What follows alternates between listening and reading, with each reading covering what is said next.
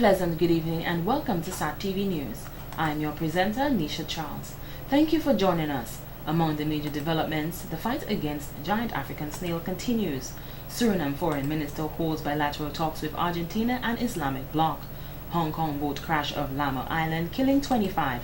And in sports, Etasa United defeat Nemesis United by 1-0 in the DFA Division 1 League. Details of these and other stories after the break.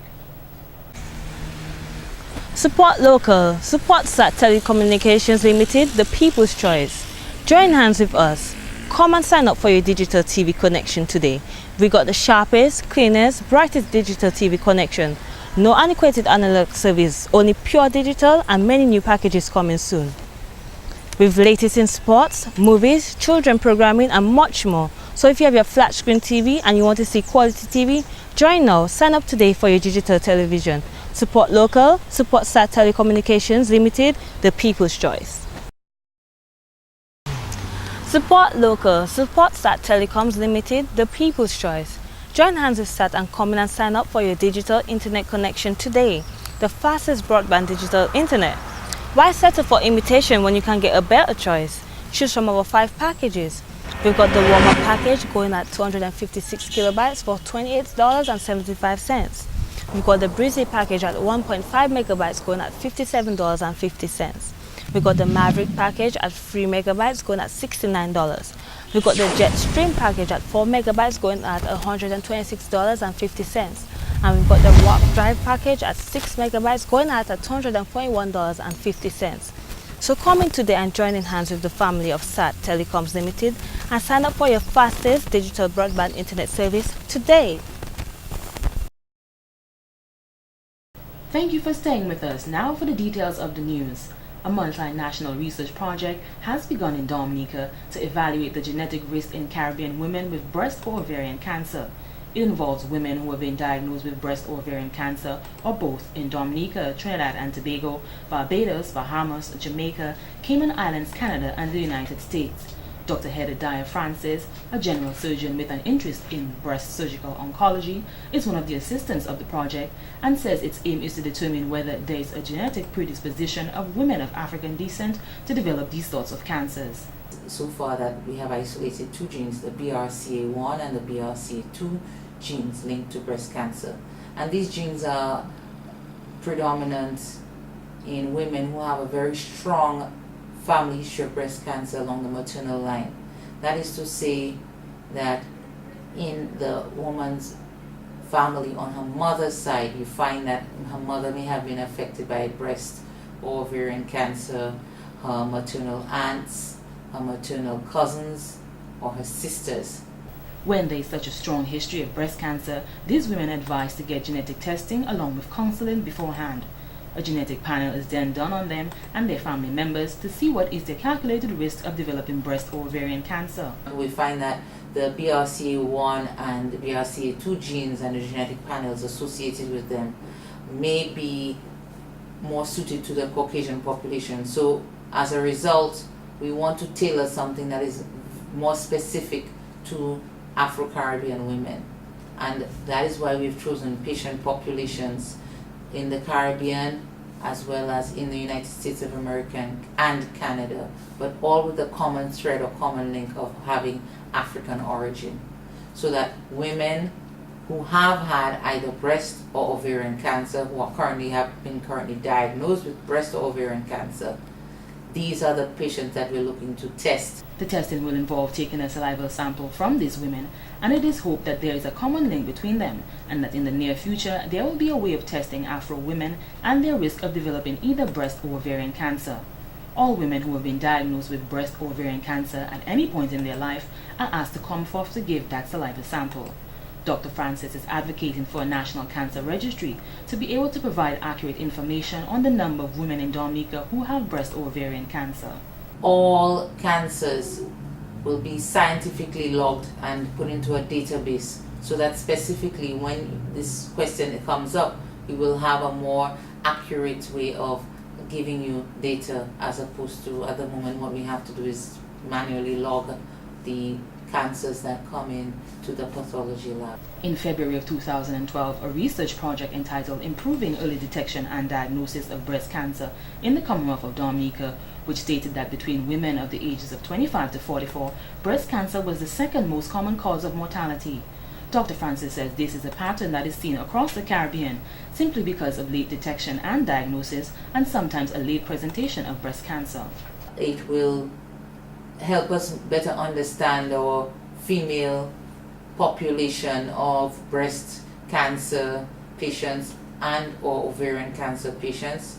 We'll be able to get a more in-depth view or analysis of their disease and the type of disease affecting them on a genetic level. The project is being funded by the Susan G. Komen Foundation based in the United States and will run through to August 24, 2013. A team will arrive in Dominica on October 10th to assist with the project.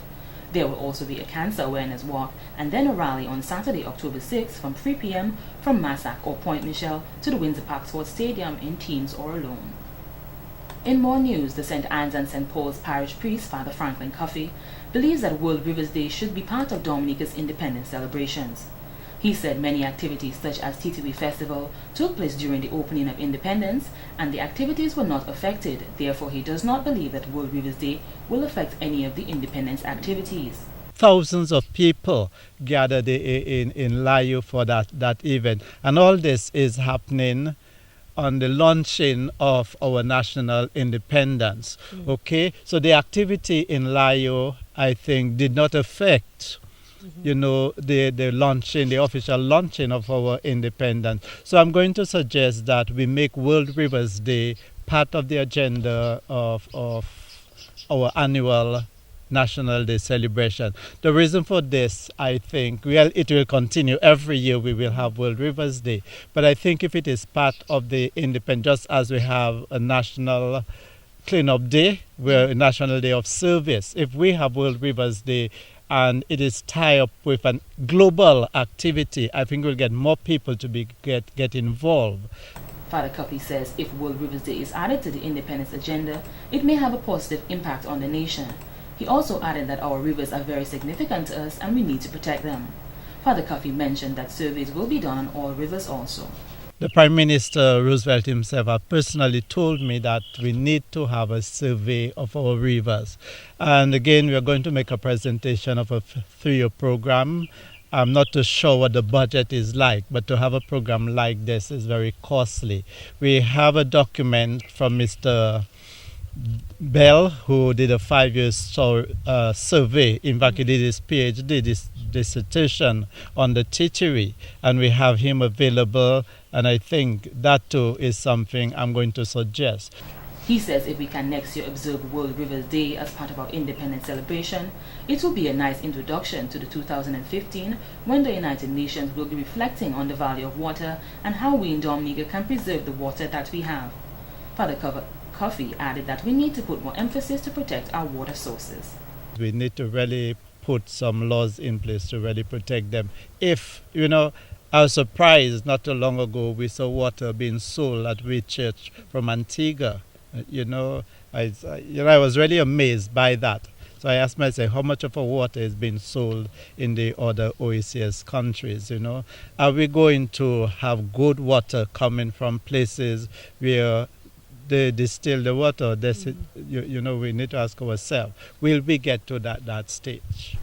In more news, in recognition of the celebration of Financial Information Month, which is being held in October, the Eastern Caribbean Central Bank, ECCB, has planned a number of activities under the theme Challenge Yourself, Innovate, Compete, Succeed, which will be celebrated throughout this month.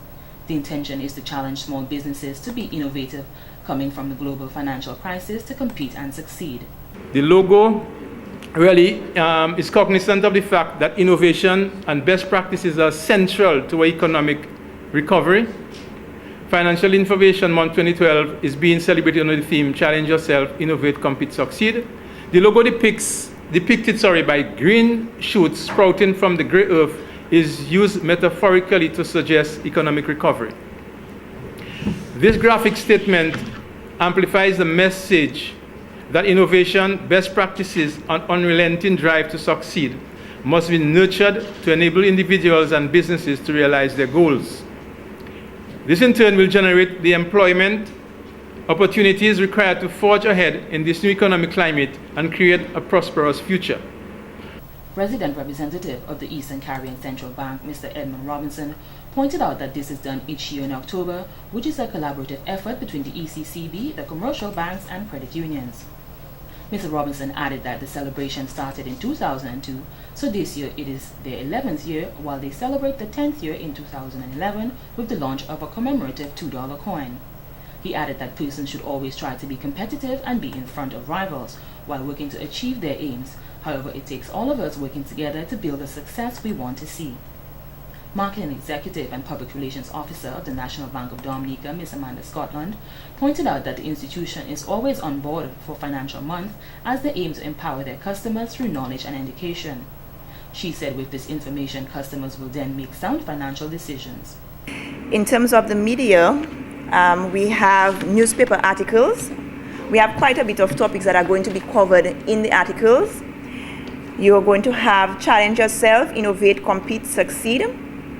Entrepreneurship as an avenue for employment and wealth.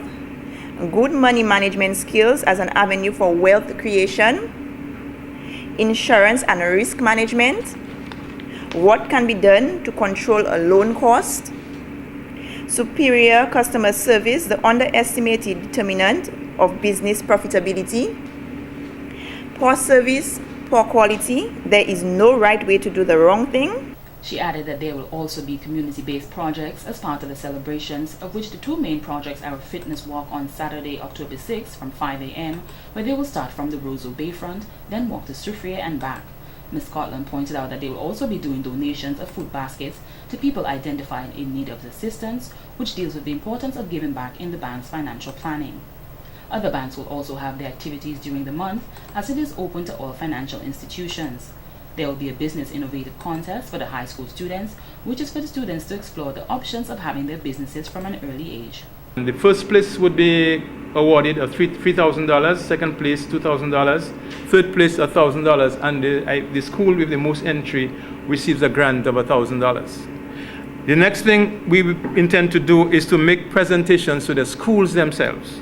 Okay, the schools and the colleges on the question of entrepreneurship, money management, and wealth creation. And in addition to that, ECCB is planning through its video conference facility to have a business symposium with the 4th and 5th form students. In addition to that, we're also looking at a business symposium for the business places, okay? And it's more or less to looking at strategic foresight, strategic agility, and the future orientation of the private sector. Mr. Robinson stated that there will also be business presentations, of which one of the main objectives will be training businesses to identify counterfeit notes, so they can be quickly detected and removed from circulation.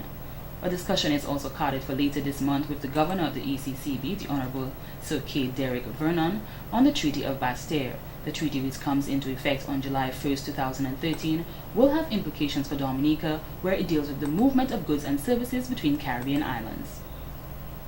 Head of the Plant Protection and Quarantine Division in the Ministry of Agriculture, Mr. Ryan Ansem, is warning Dominicans to take all necessary measures to address the threats of invasive alien species.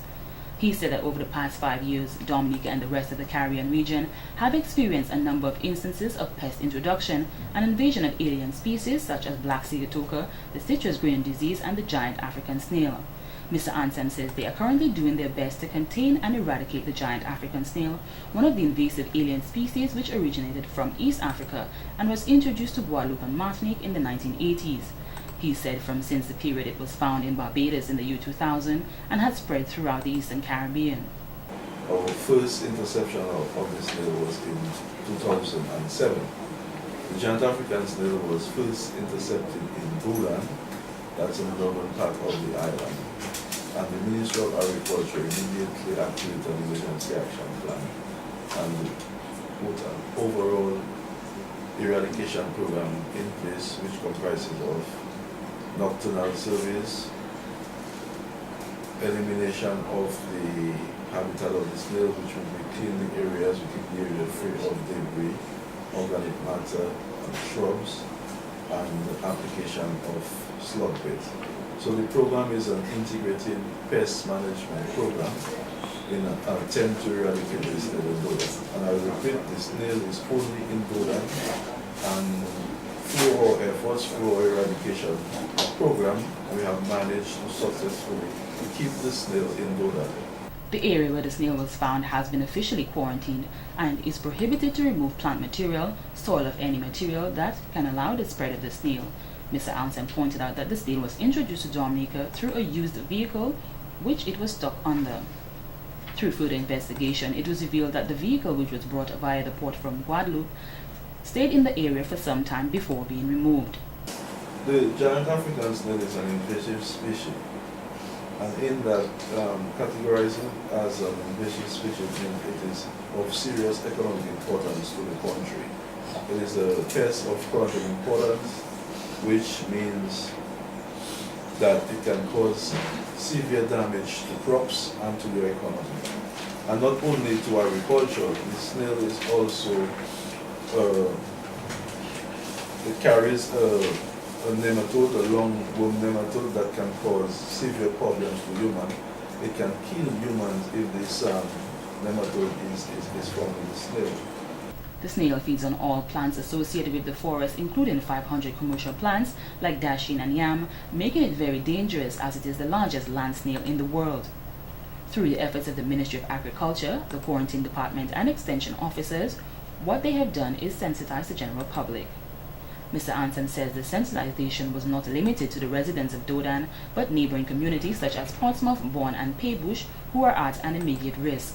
We had a task force dealing with the eradication program where we involved the village councils, the principals of the respective schools, and the development groups, the scout troops, and everybody has been involved in the eradication of the snail. And I must say the Dodan community has been very, very good in terms of complying to the phytosanitary regulations and the eradication program. We had tremendous support from the scout troops and from the development community of Dodan. And the program has been successful. Over the years, we had a reduction in the population of the snail, but more work needs to be done. One of the difficulties they face in detecting the snail at an early age is they lay eggs in the dirt, making it a hard task to control the invasive species. Moving soil from one area to another is the way the snail can spread, so this is strictly prohibited in the quarantine area. The snail can multiply very quickly, and they are hermaphrodite, which means they do not need a male or a female. Okay, one snail has the reproductive organs to multiply. So a female does not need a male for it to reproduce. So that is why the snail is very dangerous. Once a mature adult has been fertilized, it can go on for its lifetime to reproduce about 300 to 400 eggs. Okay, at a time. The quarantine officer stated that the situation in Barbados with this snail is alarming, and if not aggressively controlled in Dominica, it could also have a negative impact on our tourism industry, as thousands of giant snails crawling on the bayfront leaving slime would be unsightly and hazardous. Invasive species are very dangerous, and as I always say, if we prevent invasive species from entering into the Commonwealth of Dominica, we will see our agriculture developing.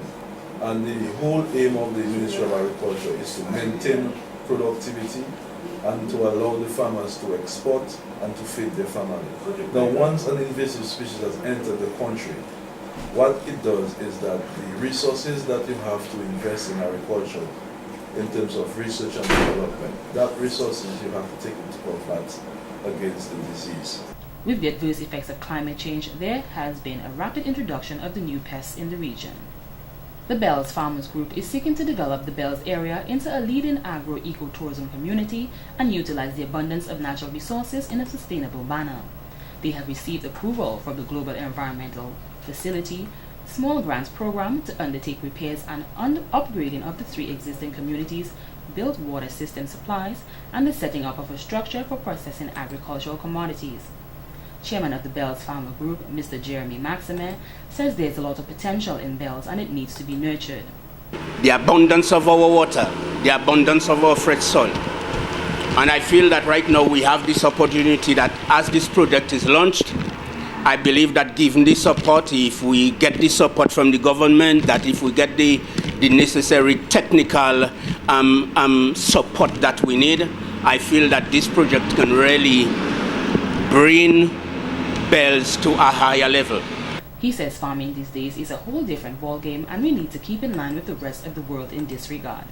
Gone are those days when you just go and cut bananas, you send it on a truck and then you bring it to the wharf and they take it. You know, the world is changing and very fast, you know, and we need to keep abreast with things that are happening around us. Ms. Agnes Esprit, who represents the United Nations Office for Project Services, says although the project focuses on the environment, it will also be an income-generating project, which they hope will have a positive impact on the residents of Bells and Dominica as a whole.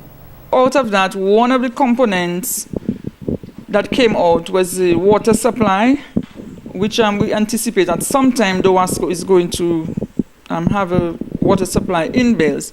But in the meantime, while the people of Bells have done their community water projects over the years, we felt that if they are going to be involved in producing a mini processing plant where they do their processing, they would definitely have to have reliable water supplies. Through the processing plant, they also want to highlight organic farming and to look to use solar energy at the plant. In Dominica, there has been a number of organic projects, and the Bells Farmers Group wants other communities to continue and expand these groups.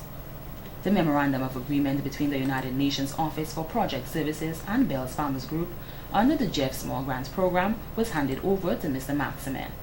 Honorable Kelvin Darrow, parliamentary representative for the St. Joseph constituency, says the partnership between the Bells Farmers Group and Jeff is indicative of the things we can achieve when we work together for a common purpose. And I believe this project of the water supply rehabilitation, as well as the food processing plant, is one that will go a long way to impact significantly on the economy here in Bells. And Bells, as we know, is one of the major farming belts in the country, and we are known here for our dashin.